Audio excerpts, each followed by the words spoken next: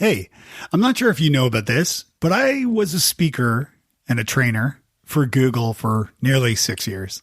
In addition to this, I've been a coach through a lot of my career, helping small business owners and entrepreneurs improve their businesses. But now with ADHD, I've learned a lot about helping other wise squirrels like me.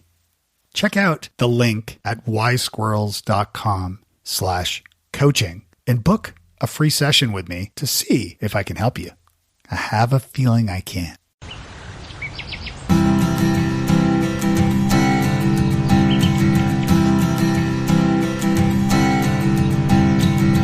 Welcome to Wise Squirrels, the podcast for late diagnosed adults with ADHD.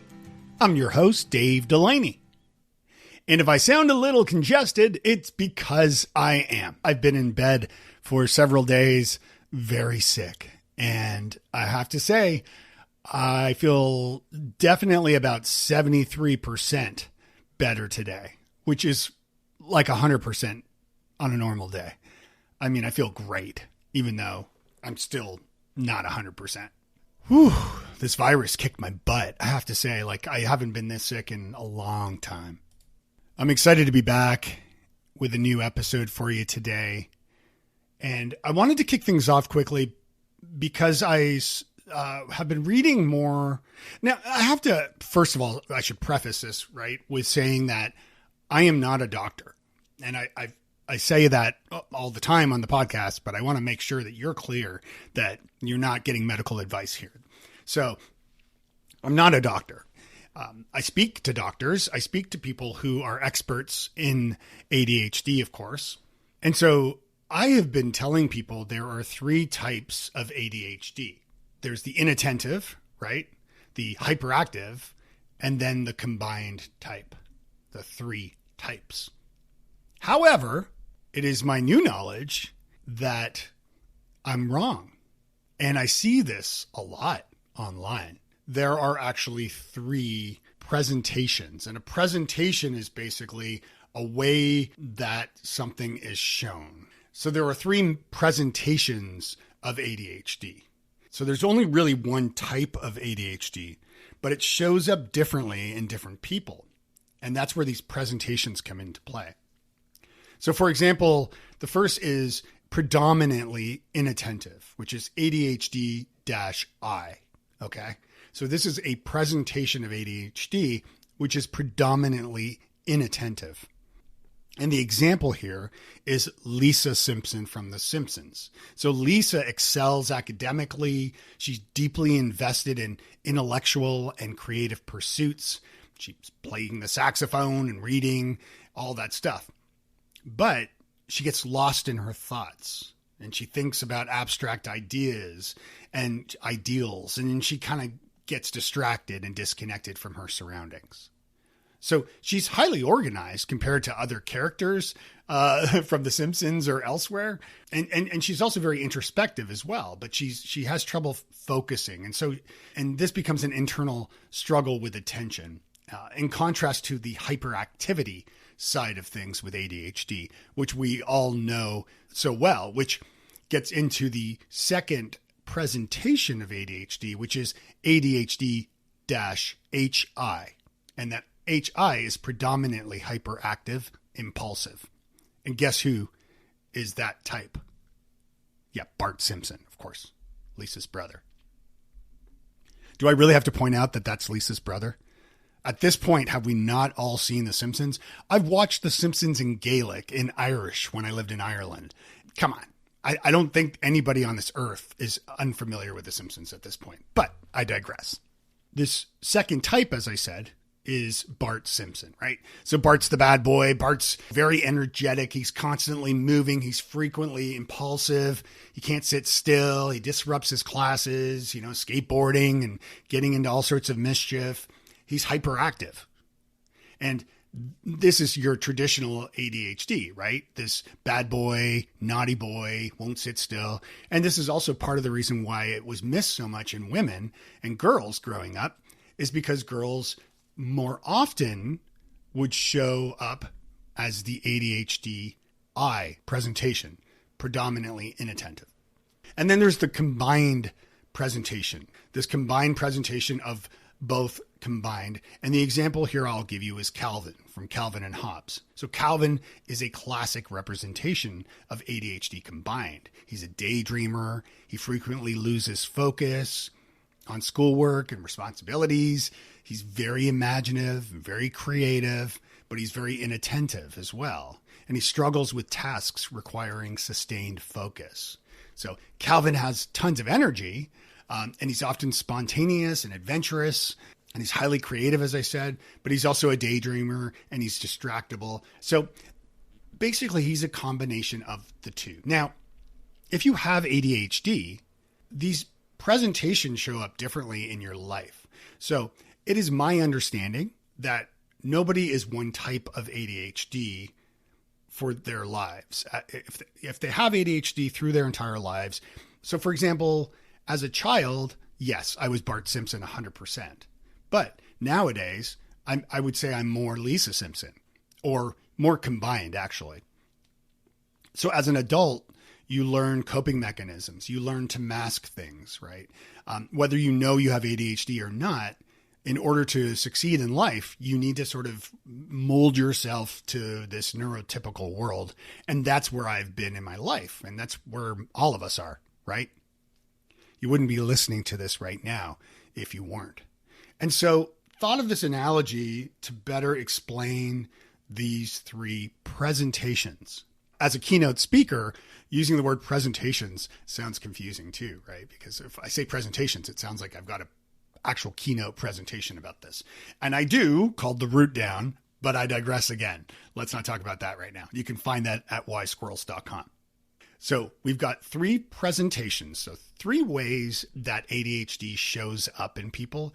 And these presentations evolve and change over time as your prefrontal cortex develops in your brain as a kid, which my understanding again is that with ADHD as a kid, your prefrontal cortex is about 3 years delayed in its development. And again, not a doctor. So in summary of my little introduction today, there is one type of ADHD. You either have it or you don't. And there are three presentations. There's Lisa Simpson. She represents the more introspective, inattentive traits of ADHD-I, where focus and mental engagement become challenges despite her high intelligence. There's Bart Simpson, and Bart illustrates the hyperactive and impulsive side of ADHD, almost the cliche type of ADHD, showing an outward disruptive energy that often leads to risky behavior. And then there's Calvin from Calvin and Hobbes, with his vivid imagination and high energy. It's a blend of ADHD, where inattention and hyperactivity coexist. So these three characters hopefully will help you understand these three presentations of ADHD. So while sick in bed, as my brain started to clear and I started feeling a little more productive and that I could think clearly, of course, I started getting back to work on Wise Squirrels, and I created something new for you. It's called Now What? And it's a free guide. It's 10 recommendations for newly diagnosed adults with ADHD. So it's basically a quick little download that includes 10 recommendations for you if you have just been diagnosed with ADHD. And even if you haven't, you can grab it.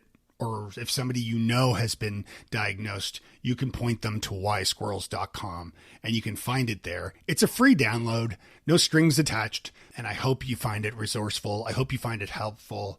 And if you have questions about any of it, let me know. And to that point, by the way, we have a Facebook group now. I've created a private Facebook group. At least it's private for now. I might make it public later, but for now it's private. To get access to the Facebook group, it's free as well. I'm not charging anything for this. In order to access that, just go to wisesquirrels.com/group, enter your email, and then I will add you using that email to the private group. That's how it's done. Also, that way I have your contact information so that if I need to move the group at some point when Facebook does something evil again, I can notify everybody to let them know, hey, we're moving over here if I decide to move it. When I emailed folks about this recently, a few people said they're not on Facebook, and that's okay. It's probably for the best. But I wanted a place for us to discuss some of the podcast topics and guests and things like that. The truth is, if you really want to talk a deep dive about any stuff, the best place to do that is on Patreon. And again, you can find that at wisesquirrels.com/love. And you can get over to Patreon there. Patreon is where, for the cost of a coffee, a fancy coffee, not even a fully fancy coffee, just a moderately fancy coffee, $5 a month, you become a Patreon member. And by becoming a member, you're basically supporting me and supporting the podcast. This is something I'm really passionate about, something I'm trying to grow, and I'm doing it all myself for the most part. I don't hire out people to edit my podcasts or anything like that. I do the website myself. I do the podcast myself. And you might think, Dave, you need to hire somebody to do this stuff. Maybe I should. But to be honest, I like it. Part of the reason why I love editing my podcast, even though I'm probably not an expert, but when I do it, I get to re-listen to the guest and the interview. And as I'm re-listening to the interview, I'm learning. And it helps me retain the information. And that's part of this whole idea of Wise Squirrels. It's for me to learn about ADHD and to share what I'm learning with you. And that's why I do it that way. Okay, and before I get on with the show, I do want to share a big shout out and thank you to Renu for the amazing review of the podcast. Here's what you wrote. What a treat. I'm a new listener, and I feel like a kid in a candy store as I check out the topics and guests you've assembled. As an ADHD coach, I understand the incredible power of understanding our brains. You have such a talent for breaking down your ADHD experience in a relatable way, while giving us some neuroscience and education along the way. Keep it coming. Yay! Renu, thank you so much for that kind review. I can't tell you how much I appreciate that. Renu is a coach over at Mindbridge Coaching, so you can check out the work they do over there. I'm excited to share my interview with you today with Jeff Copper. We did have a few technical issues in the recording, but stick with it, folks, because this episode today is very impactful. Jeff has a lot to share, and his insights are really powerful. Jeff is an attention coach and expert on attention issues, more commonly referred to as ADHD. Jeff helps individuals and entrepreneurs seeking to improve personal and business results. And you can learn more about Jeff by visiting digcoaching.com. I help those that have been diagnosed with ADHD, usually later in life, but sometimes people that were diagnosed as kids. And really what I do is try to help them begin to understand ADHD as an executive functioning impairment, and help them understand what accommodations they need in order to achieve what they're capable of, much like what an athletic coach would help somebody do. Yeah, that's great. And yeah, you had me on your show a while back, and we talked about writing my book, New Business Networking, when I was undiagnosed and untreated, obviously, as well. So, yeah, how my, God bless my wife, because I wouldn't have been able to do it without her for sure.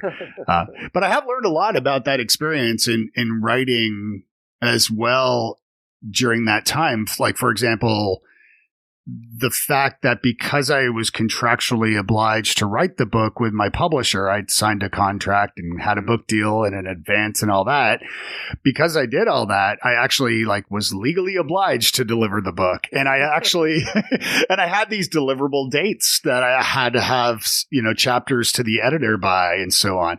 And having those dates, knowing what I know now about ADHD, I think that was the big key thing that had me stay on task, because I had to get those deliverable dates. Is that something you experience with accountability and just setting goals and that kind of thing?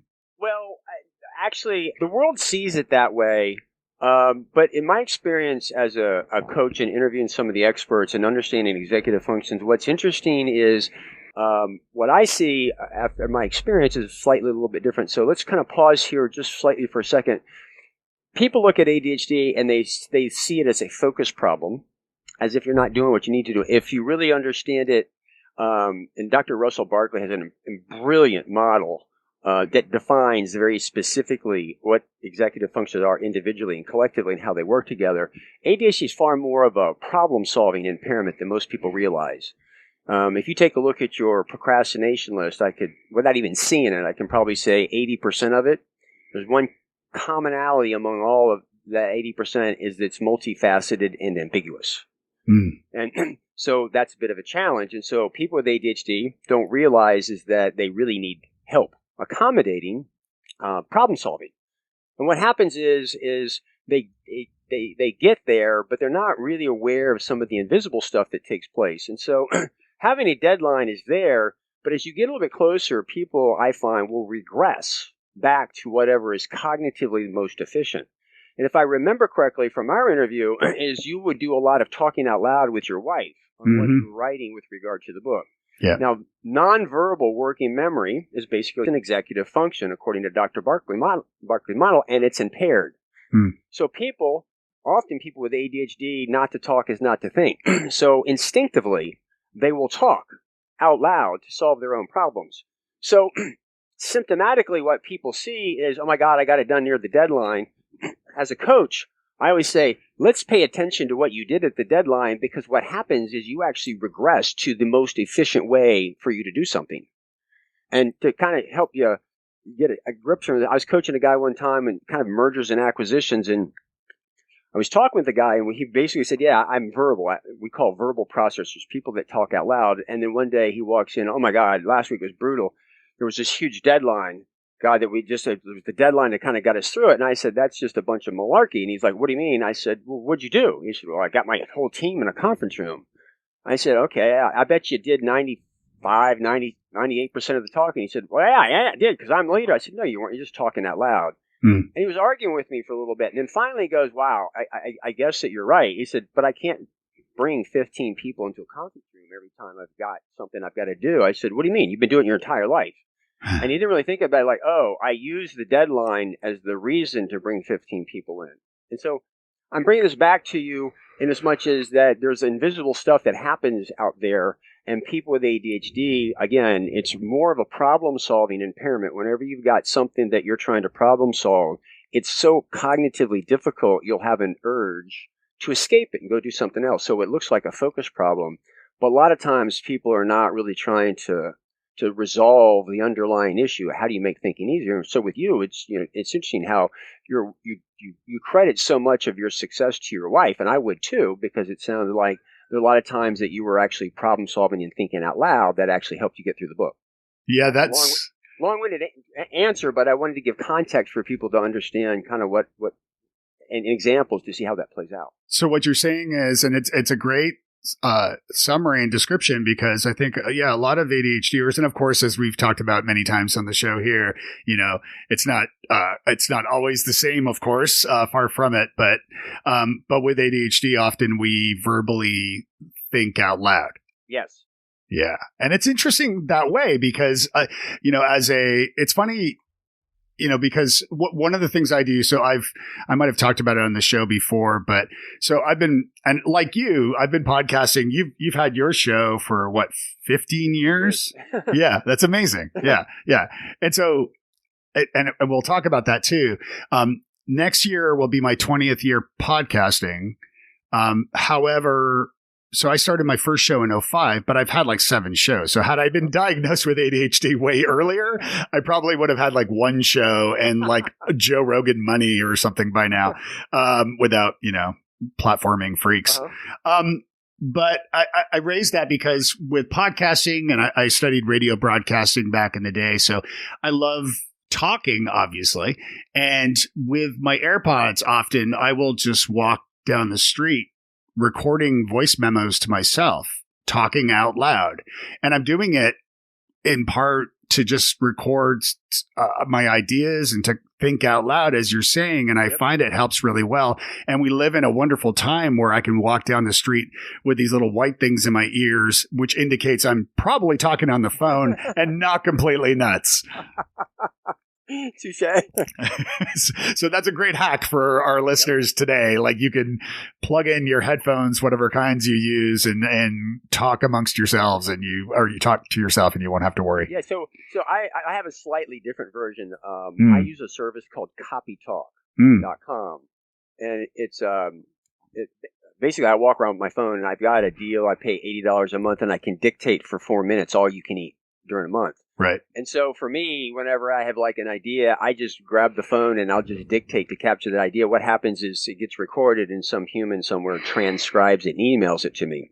So I'm not walking down the street with my podcast recording it, but what we're doing is relatively simple. I'm verbalizing that when I'm talking about, because of a few reasons. Number one is because my working memory is limited, I can talk far faster than I can write, so I can get it out. Whereas if I'm writing it, I'll forget half of what I was thinking in the process of trying to get it down on paper. But I think what you described and what I'm describing are good illustration is that those are accommodations because people with ADHD are intelligent. Not quite as intelligent as verbal, are neurotypicals, but pretty close. Close enough to say it's the same. The difference is we struggle more problem solving inside our head. Yeah. Where we need to do it outside our head, which is what I alluded to earlier, the accommodations piece of it. And, I got diagnosed with dyslexia when I was 9 and didn't get the ADHD diagnosis until, I think I was in my 30s at the time. But the thing about when I got into my business was everybody's like, you got to make a name for yourself and you should be writing a book or a blog. And writing is incredibly difficult for me because it requires a lot of working memory, which is part of executive functions. And so I said, I should do that, but I'm not going to. So I started my podcast because it's a hell of a lot easier for me to talk with somebody. I got good content, but when I'm writing it and trying to have to kind of put it through the funnel of my brain and kind of getting down, it's more difficult.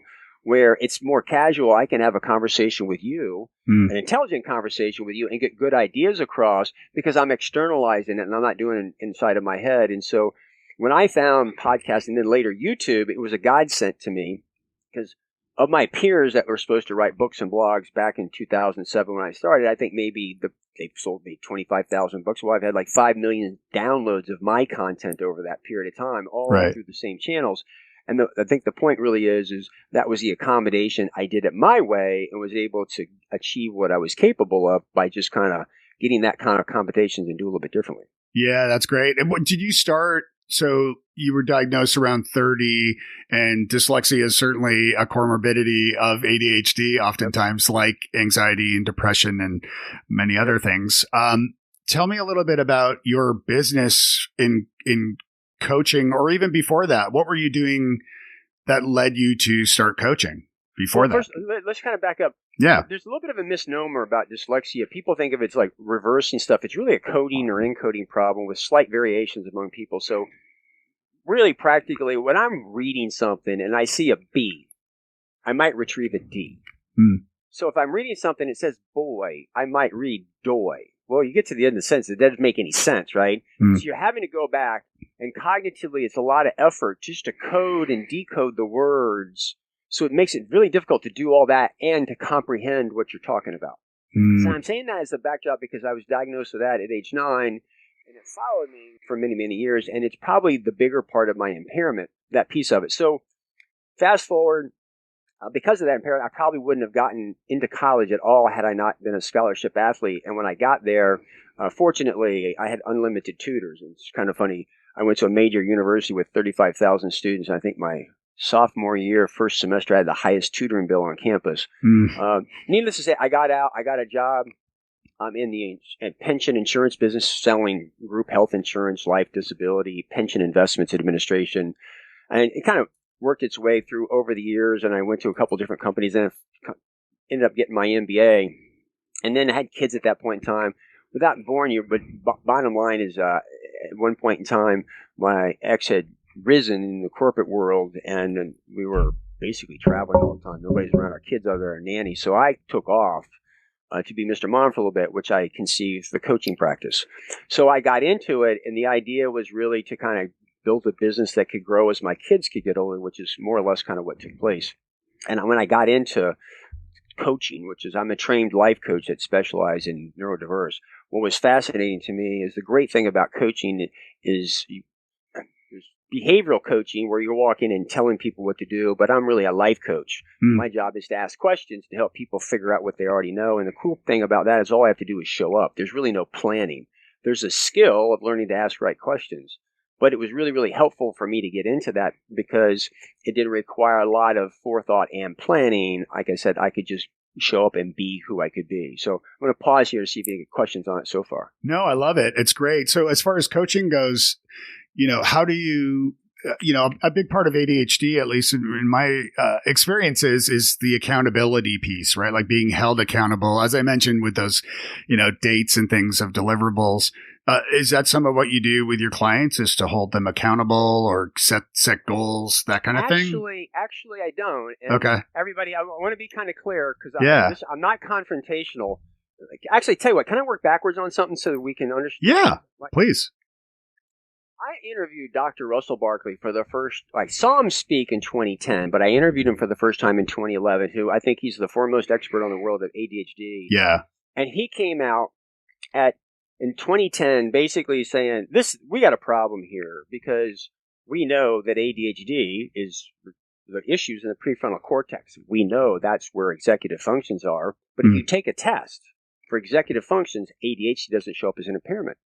So he went through 7 different arguments to argue that ADHD has to be an executive function impairment. It's in the prefrontal cortex. So either it's not, or the tests were all wrong.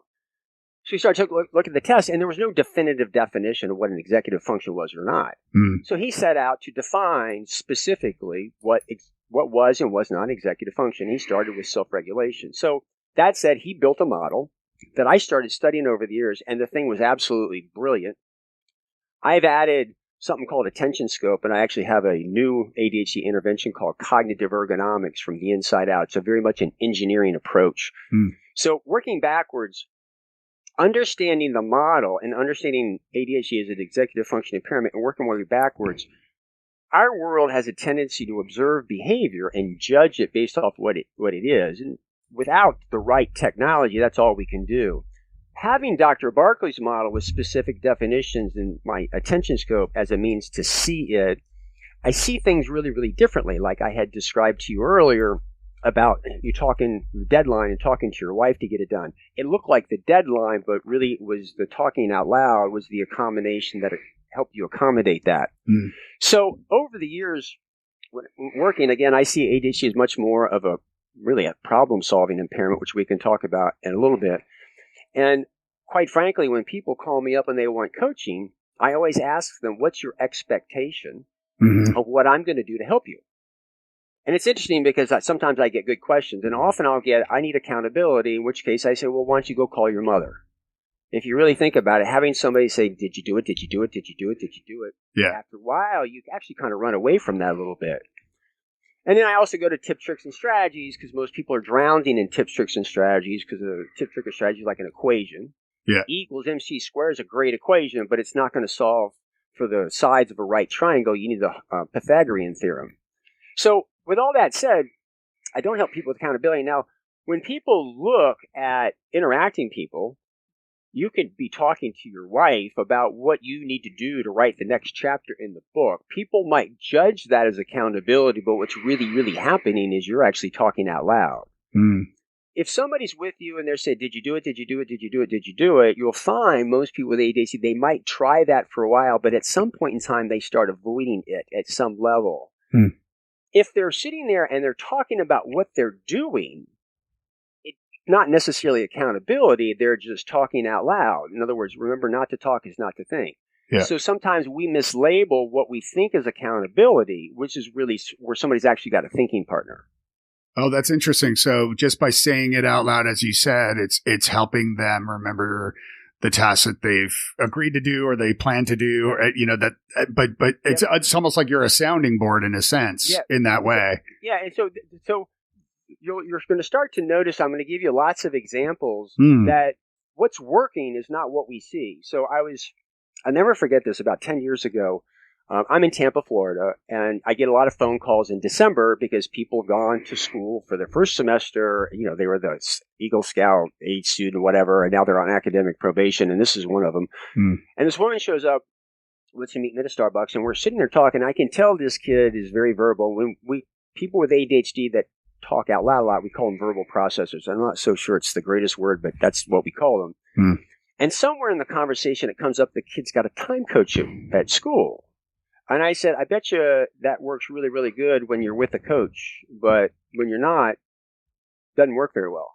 And it was interesting because the mother's eyes were like bugging out, like, oh my God. I said, yeah, because you're looking at the situation and you have a calendar in front of you. What's working isn't the calendar. It's the kid talking about what's going on that's working. So we looked at here's the calendar, and this is what you should be doing with the calendar, but the kid's not engaged with the calendar. He's not actually thinking about it. It's just words on a page. So when I said that, I said it's real simple. It's all he has to do, just call him up and say, hey, to your son, what do you got going on today? And subsequent to that, like 2 weeks later, she called me up. She said, oh my God, that's exactly what was really going on. And so, again, in my world, when I'm looking at these types of situations, I'm looking at some stuff, and there's the symptomatic view of what's taking place. But a lot of times when you really understand the executive function, what's really working often isn't what you see. It's often something else. So I'm going to kind of pause, see if there's any comments or questions on that.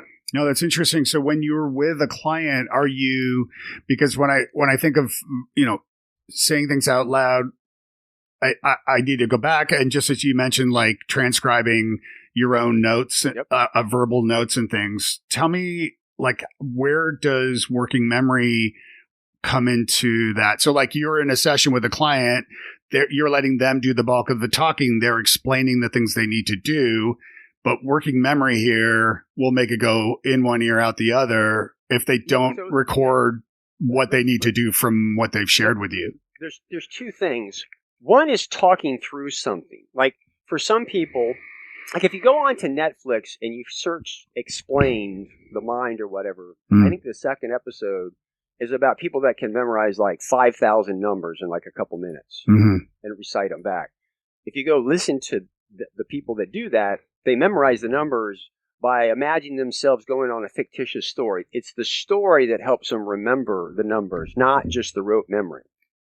And I'm sharing this with you because sometimes you'll ask somebody with ADHD a question, and they can't answer your question. They have to tell you a story in order to get to the question. And the reason for that is it's cueing their mind. Dave, you have lots of knowledge in the back of your head, but sometimes you need some type of a cue, somebody to say something or ask you something for you to retrieve that knowledge. And so as they're telling the story, that's enabling them to work their way through to get to the answer. So that's like a journey. You follow what I'm saying? Make sense so far? Yeah, absolutely. So let's do an attention exercise real quick so that we can begin to understand more about what working memory is, and to do a problem. So do you remember exponents, like 2 to the power of 3? So 2 times 2 times 2 would be 8? Sure. Okay. Without using your hands or your toes or anything, can you calculate 3 to the power of 5 in your head? Like 3 times 5. I'm terrible at math, by the way. So 3 times 5? Is that what you're asking me? 3 times 3 times 3 times 3 times 3. Oh, no, I can't. All right. This is kind of cool. I mean, I could, but it would be a longer show. No. This is. I like. So understand, to do this, it's 3 times 3 is 9. Times 3 is 27. Yeah. Times 3. Not everybody. A lot of people start struggling at that point in time. Yeah. Because what's happening is you're trying to keep track of the calculation, and you're having to try to keep track of how many times you've multiplied 3 by itself. Right. So when you get to that 81 to 3 times 27, people start to struggle a little bit. So what you're having to do is you're having to hold the calculation in mind and keep track of the number of times you've multiplied it times 3. You with me? Mm-hmm. That's working memory. You're using that inside your head in order to get to a goal. The answer would be 243. Make sense so far? Mm-hmm. But that's not what was really cool about what just happened. Remember earlier I told you ADHD is really more of a problem-solving impairment? Yes. Now, emotional regulation is an executive function. Right. Like self-awareness, emotional self-restraint. So when you are confronted with something that's difficult, you have an emotional urge to escape. And so did you notice reflexively, you said, I suck at math, or I can't do it. Yes. You didn't even try it. Right. You didn't even try it. Yeah. You didn't even try it. Here's my point. I said earlier, if I took a look at your procrastination list, probably 80% is multifaceted and ambiguous. It's hard to bring clarity to something's ambiguous. So what do? You reflexively go do something else. Right. Looks like a focus problem. It's really a thinking impairment. So you have and we'll just put this on a shelf for a second. Let's come back to another example. So I'm coaching a guy one time, and he's like, I need to get my mom a Mother's Day card. Now, that's the statement of a goal. You with me? Mm-hmm. Now, the issue really is people with ADHD, they write lists all over. Here's my goal, here's my goal, here's my goal. But here's where the impairment is. You have to actually think through what you have to do to get it. Remember, as I'm saying, thinking is probably harder than most people realize with ADHD, and there's an urge to escape. So this guy says this stuff, and I know that there's a thinking impairment that says, really, where are you going to get the card? The store? I said, really, what store? Notice, reflexively, he said store. When I said what store, that changed the game. Well, I guess I could get it at the Hallmark store. Great. Where's that? Down the road? Really? How far? About 10 minutes. When you go and buy it? I don't know. I really don't go that way. Oh, so you need to make a special trip. It's 10 minutes to get to the store. It's a 25-minute round trip just to get the card. So, Dave, here's what I want you to notice. He said I need to get a Mother's Day card. But he didn't stop and do the thinking, the problem solving of where am I going to get the card? How long is it going to take for me to get the card? By the way, we're not even gotten to the stamp yet. You follow what I'm saying? Mm-hmm. Thinking through those individual tasks to actually get the Mother's Day card, that's where the ADHD impairment shows up. It's not defining the goal, right? It's, I'm going to get this store. It's going to take me 25 minutes. When on my schedule am I going to go do that? At a time when the store is open. Now, when you were doing the book, you would have concepts or thoughts for a chapter that were kind of half-baked. But in a sense, you're talking to your wife and working your way through, I've got to get a Mother's Day card. I'm going to get it at the Hallmark store. When am I going to find 25 minutes? Mm-hmm. Does that make sense so far? Mm-hmm. So we have on one level, you have sometimes people they need to talk to think through, to like tell a story to remember something. Then there's the I'm problem solving where we did the exponents. But more often than not, what people with ADHD need and what I'm doing in a coaching exercise, I'm saying, really, where are you going to get the card? As I'm asking those questions, I'm cueing them by asking the question. Right. And then they're thinking about it. If I didn't ask the question, they wouldn't actually stop and think about it. So as I ask these questions, believe it or not, I am the accommodation because I'm actually helping them think. Mm-hmm. Does that make any sense? Mm-hmm. Yeah, absolutely. So earlier I alluded to this new intervention I've got called cognitive ergonomics from the inside out, and it's an engineering approach to ADHD, and it's defining accommodations that are not of this world. Literally having somebody you waking up in your day and somebody would call you and say, okay, Dave, what do you need to do today? What order do you need to put it in? What's going to be hard? What could get in the way? You see the vagueness of my questions? Mm-hmm. You'd be surprised at how much that will help you think through your day. So what you're saying is, like, if I have a big task or a big project to work on, I talk about it out loud, preferably with a person, but at least recording it and transcribing it. But so I talk about it out loud, and I'm assuming here that I am breaking things down to each individual step. Yeah, because remember, if you don't actually say the words, you don't actually think about it. Right. Because it's too hard. Right. This is the hard part where people have a hard time kind of conceptualizing. You have thoughts in your mind about I need to think about it, but you actually don't ever get to the this is the store I need to go to. This is how long it's going to take. oh, this is the day of the week that I can go do it. Yeah. And are you saying for people who are doing this to, like, is it, like, if I'm doing this myself, let's say, am I jotting down these notes so that I remember? Because maybe I'm stuck on this remembering piece that if somebody is not recording it, but you're still talking to yourself at your desk, like, okay, this is what I need to do today. Do you recommend writing it down or? Yeah. So there's this is what I need to do today. That's a brain dump of gold. Okay. They have a hard time doing what's listed. Right. In other words, they have a hard time thinking, okay, where am I going to get the card? How long is it going to take? What time of the day am I going to do that? I guess what I'm saying is that at some point you realize, okay, it's my mother's birthday coming up.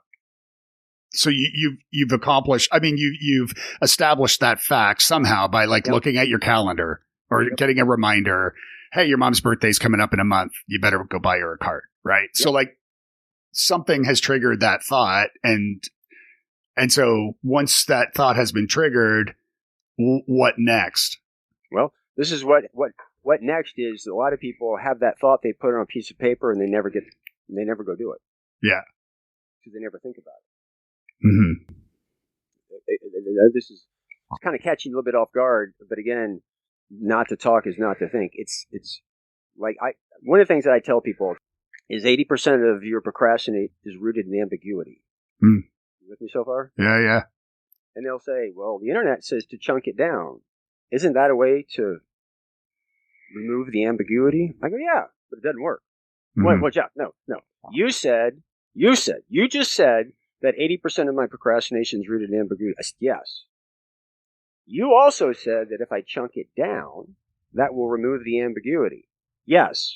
But now you're saying it doesn't work. Yes. Jeff, you're confusing me. It's real simple. Because people go back to their office or their desk and they think they're going to do it in their head. They never do it. Mm-hmm. That's where the impairment lies. It works when they do it with somebody that externalize it, but it doesn't work. Because think of it like this, Dave. My eyesight is impaired. There's no amount of behavioral training that's going to enable me to read something. However, if I wear my glasses, which is an accommodation, I can read. Mm-hmm. So often what people are missing with ADHD, there's a lot of people who go out there and know a lot about it, but they don't want to have to talk out loud or they don't want to need help. But you'll notice is that when they do that, it works. Just like the guy I explained earlier about the deadline, right? Every time he talks out loud, he solves problems with other people. He actually was in a job where basically he got to the office and they were lined up, take a number down the street. That's all he did all day.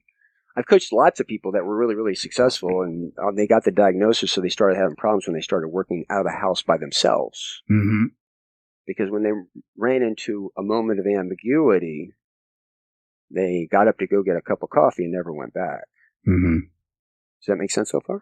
I mean, yeah. This is a little bit new to you, but you can start to connect the dots on this stuff a little bit because everybody sees ADHD as a focus problem. It is, but the underlying problem is when you have to solve for something that's multifaceted and ambiguous. Mm-hmm. So in other words, you have to make the thinking easier. If you do that, it works. If you don't, people stay stuck. So what are some other tips for working professionals because to your point, by the way, and I mean, you're making great points here. And I think, a lot of what I've learned is that, the ADHD diagnosis has increased a lot, not because more people have ADHD suddenly, but because especially since the pandemic, when people were working from home and their quote unquote scaffolding fell away and suddenly they didn't have their assistant in the office or they didn't have people in the office. They were working from home and now they're dealing with distractions from their pets or families and so forth. And everything's kind of up in the air. So we've all still been, getting used to working from home or in some sort of hybrid model or remote or whatever. So what are some tips or thoughts about overcoming that or working with that? Number one, I don't think there's overcoming anything. Right. Like that's one of the interesting fallacies. But one area that is like completely invisible is I call it toggling. An exercise that I have sometimes is I'll give them a website or when we go to they have to kind of log in on my website, and I'll send them a really complicated password in a PDF. I forbid them to print the PDF. to write the password down or to use two screens or to split screen. They've got to flip back and forth between the website and the PDF. Mm-hmm. They've got to look at the password. And I've got a password it's not like jeffcopper.com, right? Yeah, it's a bunch of gibberish and I want them to go back and forth. Because what they have to do is they have to look at the characters and they have to hold that in their working memory while they click over to the website. Often they will forget some of the characters. They're going back and forth. This pisses them off. I mean, yeah, I've done it. It's cognitively difficult. Yeah. But what I've just described to you is our world today is forcing everybody into these really small screens and increasing the amount of toggling. Now, working memory and holding things in your working memory is an executive function, and it's impaired. I have a lot of people walking in saying, do you have an app for that? I'm like, the app is actually the problem. Like, I actually had an organization reach out to me that wanted to advertise some ADD-friendly app on my podcast. And I did a little bit of research on it. They claimed it was good for people with ADHD because it was very visual. Yet, it only was delivered by the phone. I'm like, okay, so you had a really good idea, but the very device that you're delivering this through is rendering it useless. Yeah. Because you've got somebody with an impaired working memory and you're using a tool that is actually worse. Dr. Thomas Brown has got a great quote. I love it. He used to say it's like watching a basketball game through a telescope. I mean, can you imagine sitting in the stands and you walk into an arena, right? You can't see anything, but you're sitting there. All you can do is look through one hole of a telescope, and you can see maybe a 3-inch circle. And every once in a while, there's some flashes and stuff going by, but you have no idea there's a basketball game going on. Right. And so I'm saying this because a lot of people with ADHD, they don't realize it because technology is over glamorized. Like, oh my God, this app's going to save your problem. And I find a lot of people are moving in that direction. We'll pause for a second. I did an interview with Dr. Russell Barkley in 2018. All you have to do is Google Attention Talk Radio GPS. And we were talking about executive functions, what he was doing. And then I was talking about what I do. And it was really cool because by the end of the interview, we basically said paper is really high tech for many people with ADHD. Because you can spread it all out. Yeah. And so your situation is, Jeff, like, how can you people help with this stuff? And a lot of things in this world are bullying people with ADHD to go to things that, by definition, are making the symptoms even worse. So the question is, are there more people with ADHD, or are we being pushed into this technology that's taking people that are on the margin, that were high functioning, and now tipping the scales where they're having a hard time with that? I'm arguing is that a lot of the things that we're being pushed to do is taking the people that were on the fringe, taxing them to the point in time, now they're going to the stimulants or getting that diagnosis, the accommodations. And this is like invisible. Like nobody's actually acknowledging that this is a problem. Yeah, it's almost like sending an alcoholic to a bar for, you know what I mean, for a reason. I mean, that's the essence, really. And I mean, there's a lot of correlation there between that analogy because of addictive technologies and something that I know a lot about as far as design of devices and algorithms and how these things are made in order to do that. Like, for example, just very quickly, on my phone, I've set it up so that I have grayscale automatically on all the time. So that way the shiny colors of apps and notifications don't distract me, and notifications are turned off. So yeah, there's a lot to be said there. Yeah. So let's kind of talk about this, because we're going to take what we're talking about on steroids. And so I do want to share this story, because Dr. Barkley is the one who put scaffolding out there. The word's all over the place. I ask people, what exactly do you mean? And nobody can really ever answer the question. It's a figurehead that you need accommodations, but nobody looks at it. But I want to tell this story because it's the best way that I could really articulate this. And this is right before lockdown. I'm coaching a woman. She comes in. It's the second call, and I'm saying, okay, I want you to go take a look at everything you're procrastinating on. I want you to come back and identify what's ambiguous about it. And she was emphatic. Nothing. It's all fear. I'm like, listen, I've been doing this for a while. Just take a look. And she's kind of arguing with me a little bit, but anyway, we let it go. Well, then lockdown hits. And shortly after lockdown, I get a, oh my God, text. So I call her, and she's like, oh my God, like, I'm sitting here at my computer today, and I'm doing something on the computer. And there's there's a procedure that I'm doing. I forget a step. And she said, I realized when I'm at work, I would just lean over to a coworker and ask them. I would get the answer. I would be right back in business like in 2 seconds. So like I wouldn't even notice it. Yeah. Today, what happened was I didn't know what to do.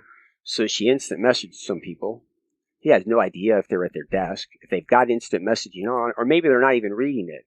So she sat there for a little bit. She got up. We went to go get a cup of coffee, and she never went back. Now, Dave, I gave you 3 to the power 5, and you said I suck at math because it's cognitively difficult.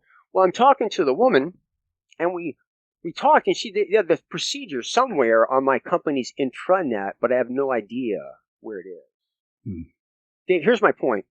You can just be in a room with somebody for half a day and lean over and ask a question, and that could be the difference between being productive that day and getting up and going to get a cup of coffee and never come back. So what happened when lockdown happened, I was like, I'm out of a job. I'm just an ADHD coach. I gotta be gone like in 60 days. No, my phone lit up like a Christmas tree. Everybody was saying I'm unproductive. I'm unmotivated. Oh, no, you're not unproductive and not motivated. You just don't have the ability to externalize your thinking. So that's the first piece. The second piece of it was people with ADHD, they struggle with what's called agitated boredom. It's literally the physical discomfort where you're motivated to escape the flight. In other words, you're so uncomfortable, you're going to do anything to get comfortable. And if you talk to anybody who's been through rehab, when you're hungry, angry, lonely, and tired, it's harder to self-regulate. I add bored and stressed. So when I'm coaching people, I ask all kinds of personal questions like masturbation and porn and gambling and da-da-da-da-da, because I want to know what they're self-medicating with in a moment when they're hungry, angry, lonely, tired, bored, or stressed. Make sense so far? So what happened when the pandemic went out, everyone was sent home, number one, and said, okay, we're going to make thinking harder for you because you got to do this alone inside your head. And by the way, as an escape or boredom, you can go run to the internet. Yeah. Now, the internet, YouTube, Instagram, they're addictive. They're designed to be addictive. Now, we got people with ADHD are more susceptible to this addiction stuff that they've got, so then they got kind of hooked.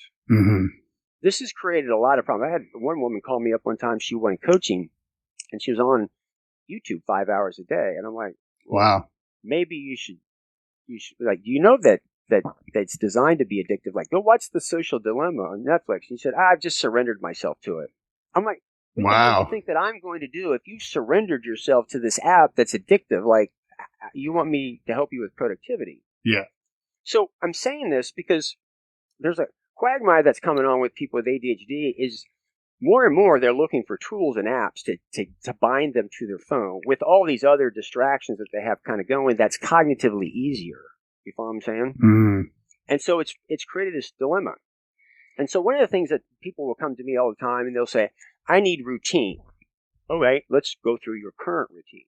You roll over, your alarm goes off, it's your phone, you grab it, and you start doom scrolling. Well, you're pretty much done for the rest of the day. Like, what do you think I'm going to do? Like, if you want to establish a routine, maybe you should get a flip phone. Oh, no, I can't do that. That's that one issue. Another one goes back to what I had said earlier about executive functions is I don't have a system. I don't have a system. I got stuff, I got lists, and I got stuff on my phone, I got stuff on Alexa, I got stuff on my app, I got stuff on my iPad. And when I'm coaching people, I'm always like, okay, there's a system here. I'm asking them questions, and this is just an example. It's not uncommon where I've got somebody say, well, you definitely have a system. It's basically when you have an idea, you document it on whatever is the most convenient for you in that moment. Think about that. Yeah. They've tried other systems, but if it's not convenient for you on that moment, it's really not going to kind of work. So let me bring this all back to where we started. People with ADHD today, more and more, they're listening to, I need an app to become productive. These apps that we're getting for productivity are taxing working memory even more. People are moving away from printing and phones and stuff like that. It's putting them on the app where they're getting the dopamine rush from all these little things that are kind of going on. And what's fascinating about this all is everybody wants tools. I want tools. So people come to me all the time because they want coaching on managing money. And I go, well, what hard decisions are you going to make? And they go, what? Like, you want to do a budget, right? Yeah. Why? Because I need to manage my money. I go, I understand that. But you recognize is the budget doesn't save you any money. You have to make a decision at the cash register. That's where you save money. Mm-hmm. The budget is a tool to help you think, but it doesn't do the thinking for you. Mm-hmm. Mm-hmm. I gave you 3 words and said repeat it back to me in alphabetical order. I was asking a guy a bunch of questions, like how is he actually going to get the Mother's Day card? Mm-hmm. You know what I'm saying? Mm-hmm. More and more people are looking to these tools as if the tool is actually going to do the thinking for them, and it doesn't. They've surrendered themselves. Like I had this video that I put on YouTube trying to, you use thoughts to think, like to daydream, and you use it to worry, and you use it to judge, you use it to learn, you use it to contemplate. Those are all thinking. I'm not talking about that. I'm talking about problem solving. That's where the impairment really is. Yeah. So the way this manifests is I was doing this, and there was a guy on YouTube that, by the way, when you declutter, you have to determine, am I going to keep this thing or not? Okay, 10% of the time it's trash, 10%, the rest of the 80% is like, okay, I don't know. If you are going to keep it, next thing is where am I going to put it where I'm going to remember it? That's ambiguous. Mm-hmm. A guy one time I'm coaching, I knew he had a small kitchen. One day he walks in and said, hey, I got a waffle maker. I go, where the hell are you going to put that? He goes, I don't know, put it under my bed. 2 years later, I get an email, hey, Jeff, guess what? I got a waffle maker. Because you would never look for a waffle maker under the bed. Right. So when you're decluttering, having to think where you're going to put this and remember it, that's cognitive. That's cognitive. This guy literally made some post. Do you have an app to declutter? I'm like, the app will help you, but the app's not going to make the decision for you. So where I'm kind of coming back to, Dave, on this is a lot of people with ADHD, they lack the self-awareness. They're searching constantly for something that's going to do the thinking for them. And the tools don't actually do the thinking. And so one of our problems today is there's a lot of selling of people of these things to do that's going to solve the problem, and they are a tool to help people think, but it doesn't actually do the thinking for you, and the people are resisting it. And is coaching the only way then, do you think, for besides therapy and medication if needed and things like that? But for a guy like you, mm-hmm. who's self-aware enough, yeah. put yourself in a situation and like you married a great woman because she's there and she's listening to you. It's kind of built into your world. And I got to believe that you have enough self-awareness to say, listen, I've got to do something about these apps. I got to limit myself. I can't remember the guy's name, but this guy in New York I interviewed years ago. He shut his computer off. Like he can only get to certain things at a certain time of the day because he can't help himself. Yeah. People that have that level of self-awareness and realize they have the self-awareness to say, I can't control myself, which is a lot of people want to do that. They'll actually put the barriers in place, mm-hmm. and they can do really, really, really well. The people that are suffering the most are the ones that don't want to put those barriers in place. They don't really have the self-awareness, and that's the real challenge. And they're going out, they're doing a lot of reading books and going to seminars, and I call them aha junkies. They like to hear the ahas. They like to hear the cool part about the tip, trick, or strategy, but they're not actually implementing it because they don't realize that the tool actually doesn't do the work. And it's also not to interrupt. But I was going to point out too that these, especially digital tools, are, as we've talked about, are designed to be addictive. Yes. The Center for Humane Tech, yep. The documentary yep. you talked about on Netflix, yep. and Tristan Harris's work, like yes. Yes. So these technologies are built to be addictive, and we as ADHDers are also prone to addiction. Yeah. Well, so you're prey. You are the prey. It's like, and you don't realize that you got supercomputers that are studying every behavior. And so the challenge that we have right now, that quite honestly, Dave, is that there's so much of this that's unfeathered. That's like,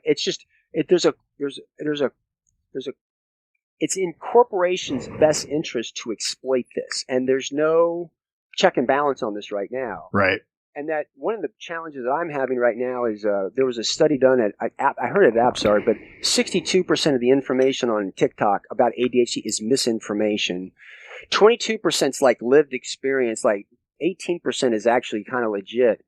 And the reason I'm saying this is more and more people are selling kind of a bill of goods to the people with ADHD that's actually taking them in the wrong direction. I go right back to the number one, the tool doesn't do the thinking, but a lot of times these apps are stressing your already impaired executive function. It's being sold to you as the answer, but it's actually kind of making it worse.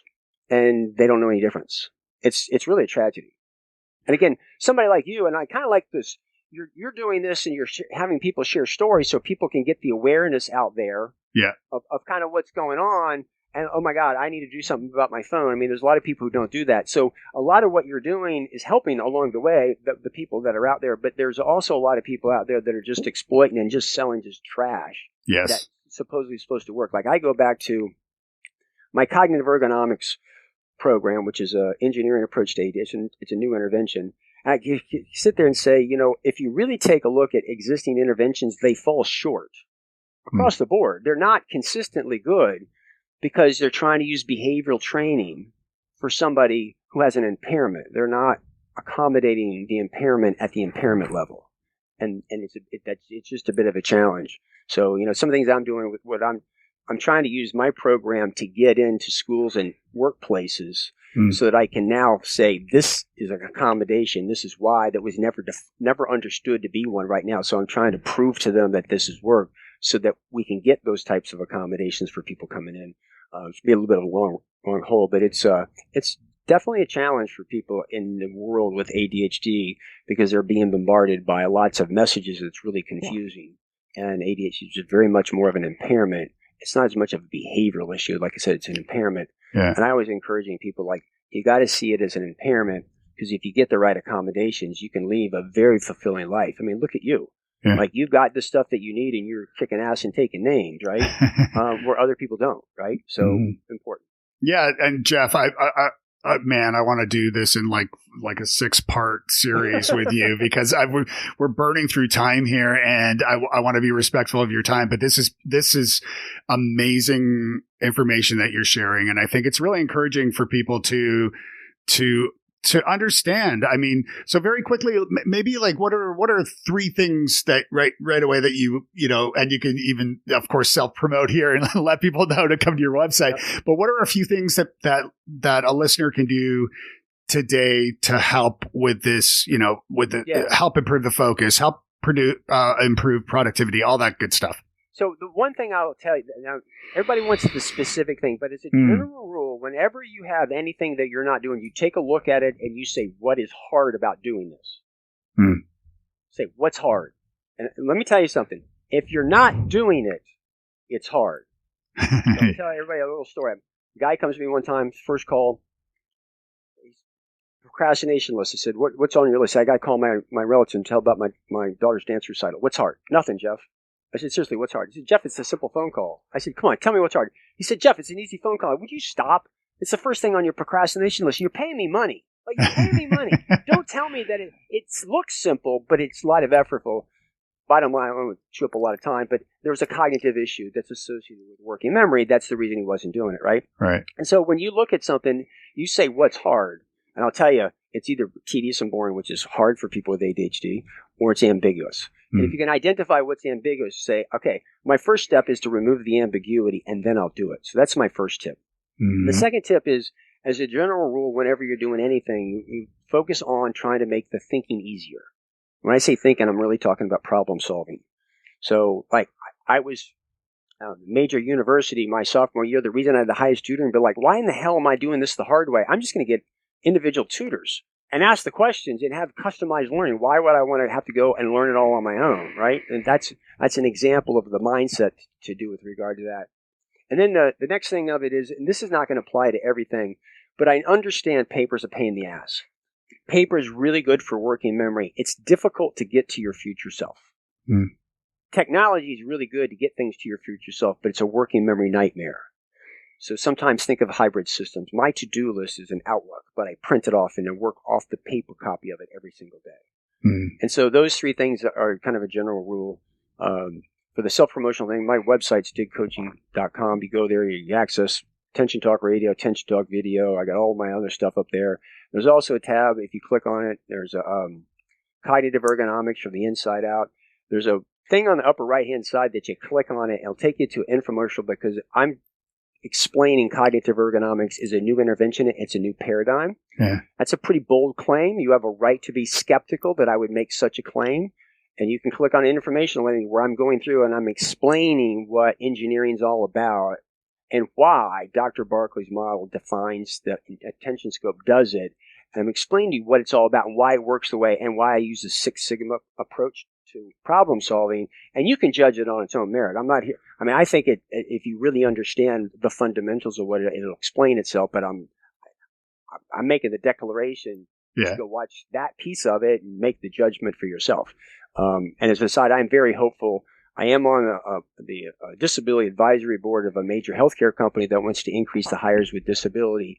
And since I'm the cognitive guy, my hope is I can begin to get this program out so we can get accommodations that are unheard of right now that really make all the sense in the world that weren't before, just through the launch of the new program. Love it. I love it, Jeff. Well, thank you so much for joining me today. This has been amazing. Well, thank you for the opportunity, and thanks for doing what you're doing. Like, by getting, this type of stuff out there is going to help the people that listen to it. So I appreciate it. Hey, if you liked what you heard today, would you do me a favor? Would you visit wisesquirrels.com/love? That's where you'll find links to become a Patreon by supporting the show.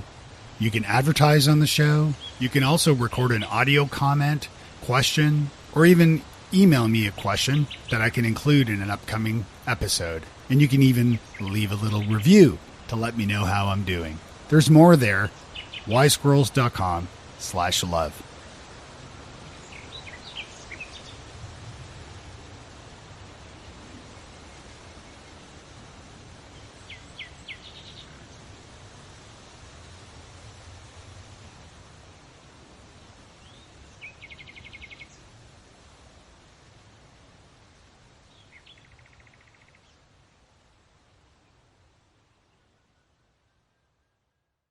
Hey, I'm not sure if you know about this, but I was a speaker and a trainer for Google for nearly 6 years. In addition to this, I've been a coach through a lot of my career, helping small business owners and entrepreneurs improve their businesses. But now with ADHD, I've learned a lot about helping other wise squirrels like me. Check out the link at wisesquirrels.com/coaching and book a free session with me to see if I can help you. I have a feeling I can.